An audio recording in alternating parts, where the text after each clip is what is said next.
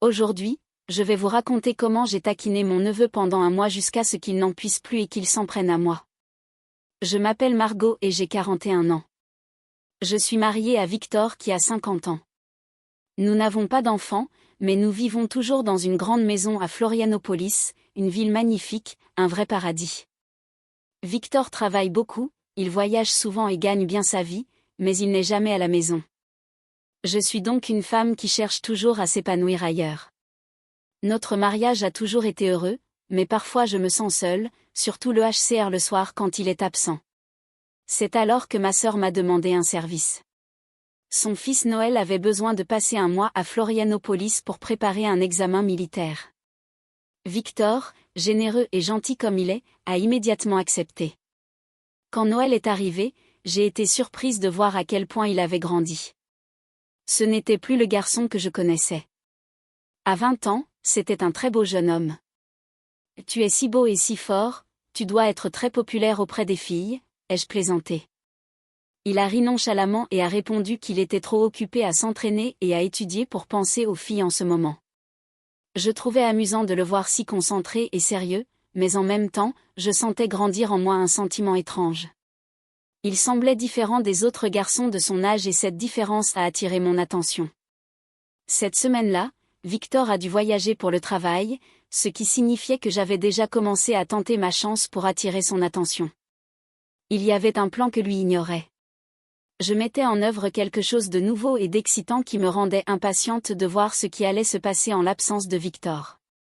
À la maison, il n'y avait que Noël et moi. Le premier jour, j'ai décidé de préparer un déjeuner simple.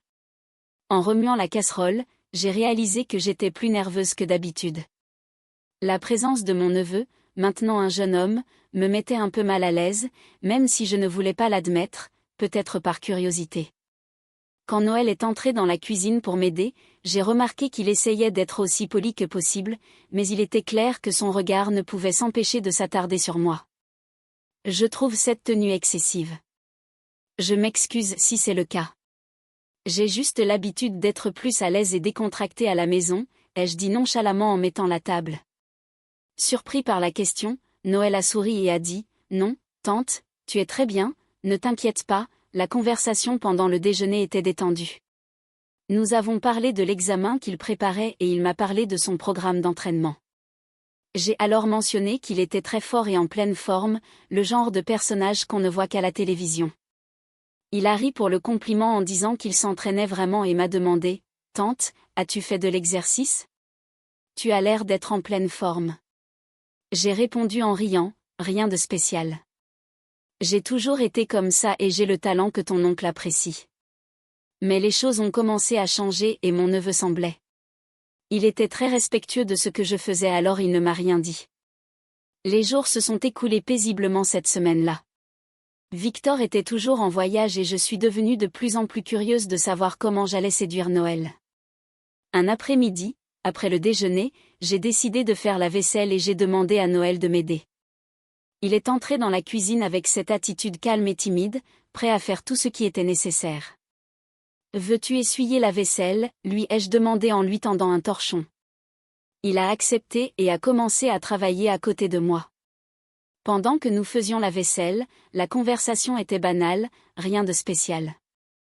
Nous avons parlé de choses quotidiennes comme la façon dont il s'adaptait à la vie en ville et comment se passaient ses examens.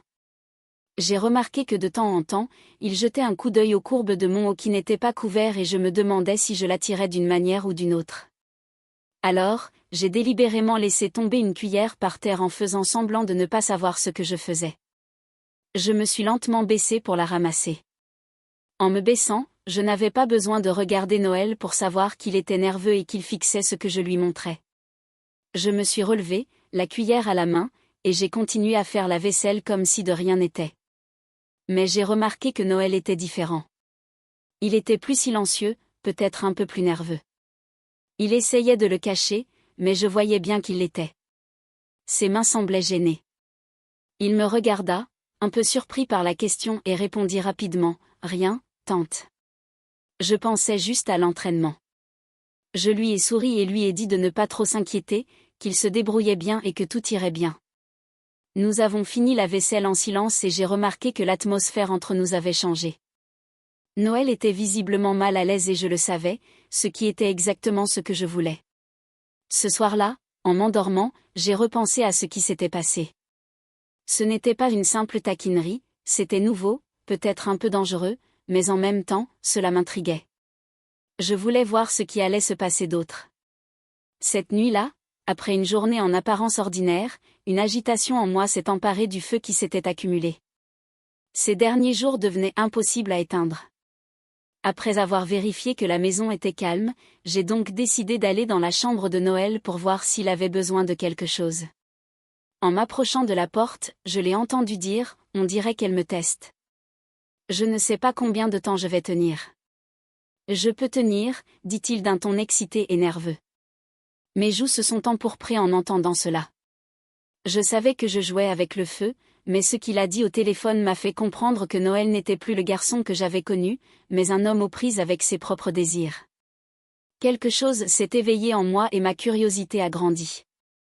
J'ai donc décidé de ne pas entrer dans la chambre à ce moment-là.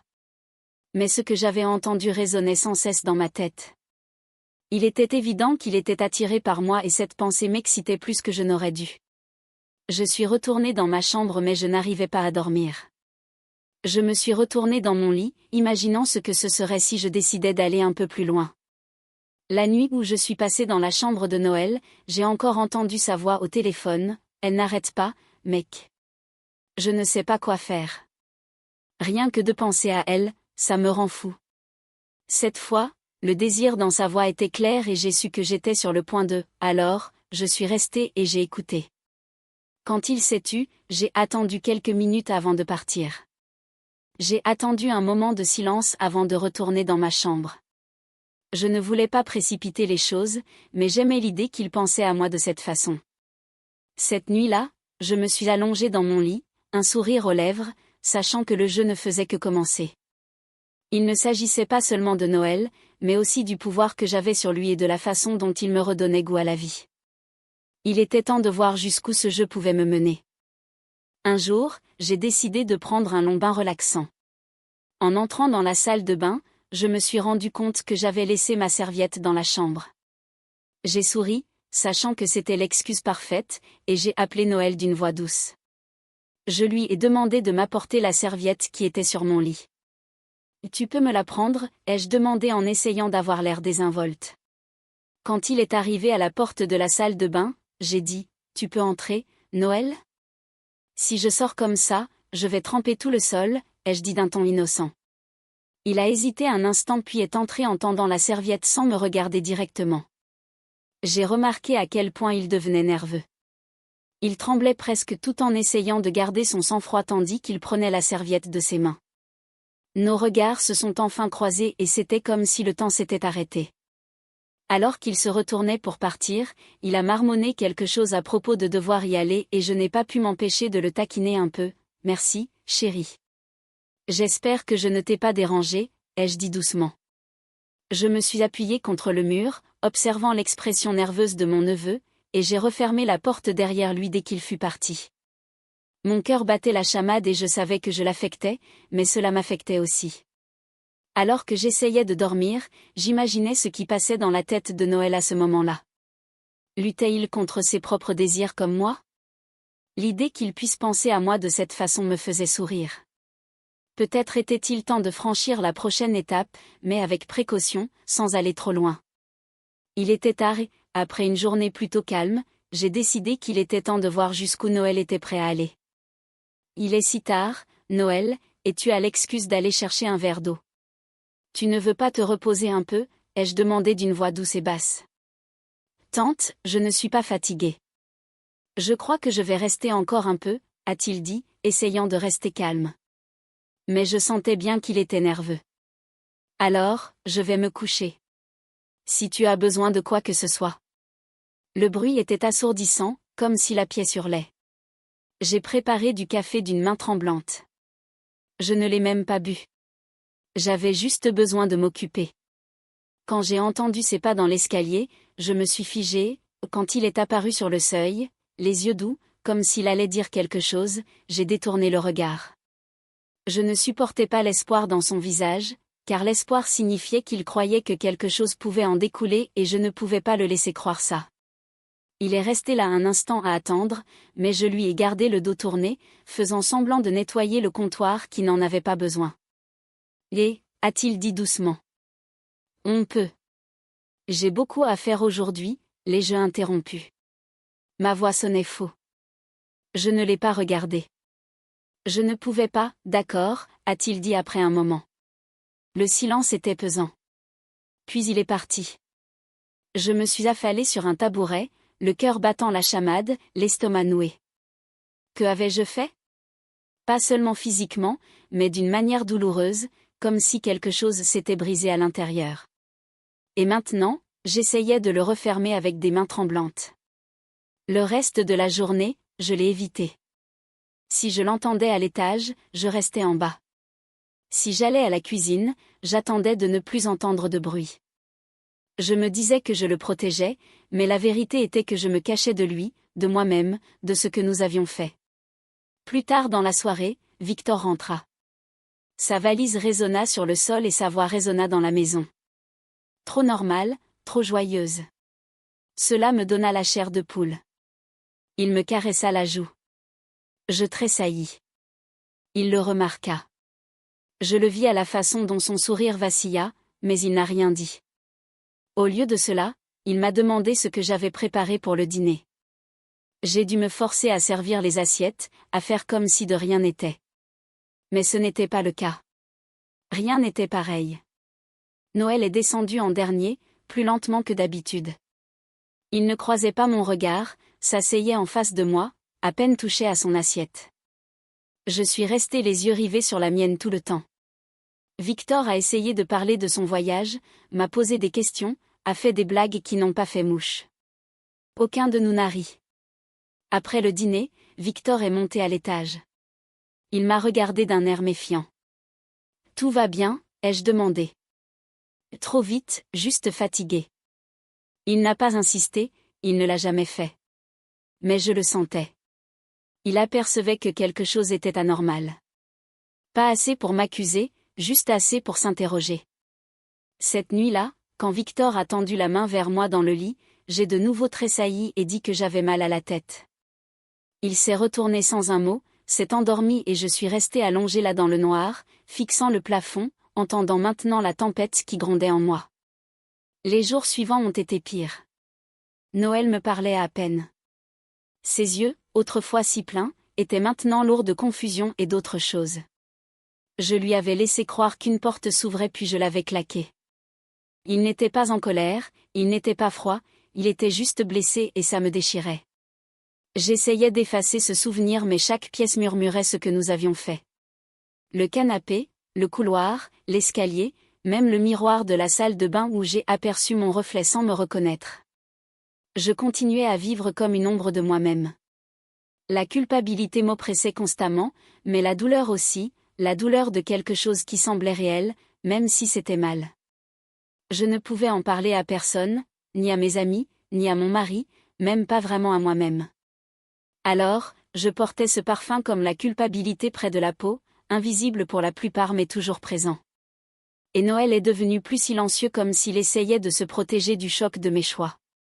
Ou peut-être qu'il a enfin vu qui j'étais vraiment, une femme perdue dans son propre vide, désespérée de trouver quelque chose, même si cela devait la consumer. Le lendemain matin, je ne pouvais pas le regarder. Je me suis réveillée avant le soleil. Je me suis enveloppée dans des couvertures et je suis descendue comme si je tentais d'échapper à ce qui s'était déjà produit.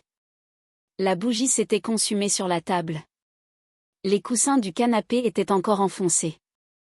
La couverture que nous avions utilisée gisait par terre. Tout cela me paraissait assourdissant, comme si la pièce me hurlait dessus. J'ai préparé du café d'une main tremblante. Je ne l'ai même pas bu. J'avais juste besoin de m'occuper. Quand j'ai entendu ses pas dans l'escalier, je me suis figée. Et quand il est apparu dans l'embrasure de la porte, les yeux doux, comme s'il allait dire quelque chose, j'ai détourné le regard. Je ne supportais pas l'espoir dans son visage, car espérer signifiait qu'il croyait que quelque chose pouvait en sortir et je ne pouvais pas le laisser croire ça. Il est resté là un instant à attendre, mais je lui ai gardé le dos tourné, faisant semblant de nettoyer le comptoir qui n'en avait pas besoin. Et, a-t-il dit doucement. On peut. J'ai beaucoup à faire aujourd'hui, l'ai-je interrompu. Ma voix sonnait faux, serrée, coupée. Il a marqué une pause. Je ne l'ai pas regardé. Je ne pouvais pas, d'accord, dit-il après un moment. Un silence douloureux. Puis il s'éloigna. Je m'affalai sur un tabouret, le cœur battant la chamade, l'estomac noué. Que avais-je fait? J'avais mal partout, pas seulement physiquement, mais d'une douleur sourde et lancinante, comme si quelque chose s'était brisé. Et maintenant, j'essayais de l'enfouir. Le reste de la journée, je l'évitais. Si je l'entendais à l'étage, je restais en bas. Si j'allais à la cuisine, j'attendais de ne plus entendre de bruit. Je me disais que je le protégeais, mais la vérité, c'est que je me cachais de lui, de moi-même, de ce que nous avions fait. Plus tard dans la soirée, Victor rentra. Sa valise tomba lourdement sur le sol et sa voix résonna dans la maison. Trop normale, trop joyeuse. Cela me donna la chair de poule. Il me caressa la joue. Je tressaillis. Il le remarqua. Je le vis à la façon dont son sourire vacilla. Mais il ne dit rien. Au lieu de cela, il me demanda ce que j'avais préparé pour le dîner. J'ai dû me forcer à continuer, à servir les plats, à faire comme si de rien n'était. Mais ce n'était pas le cas. Rien n'était pareil. Noël arriva en dernier, plus lentement que d'habitude. Il ne m'a pas regardé dans les yeux. Assis en face de moi, il a à peine touché à son assiette. J'ai gardé les yeux rivés sur la mienne tout le temps. Victor commença à parler de son voyage.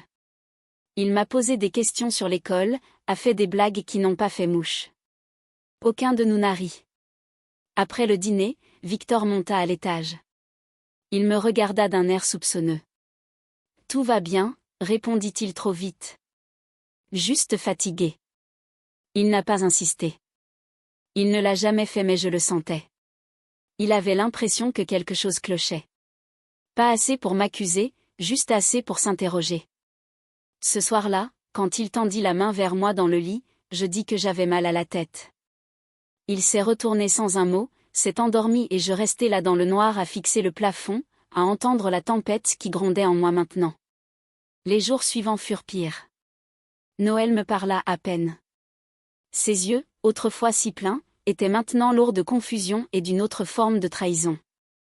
Je lui avais donné quelque chose pour ensuite le lui reprendre. Je lui avais laissé croire qu'une porte s'ouvrait, puis je l'avais claquée. Il n'était pas en colère, il n'était pas froid, il était juste blessé et cela me tuait. J'essayais d'effacer ce souvenir mais chaque pièce murmurait ce que nous avions fait, le canapé, le couloir, l'escalier, même le miroir de la salle de bain où j'ai aperçu mon reflet sans la reconnaître. Je continuais à vivre comme une ombre de moi-même. La culpabilité pesait constamment sur moi, mais la douleur aussi, la douleur de quelque chose qui semblait réel, même si c'était mal.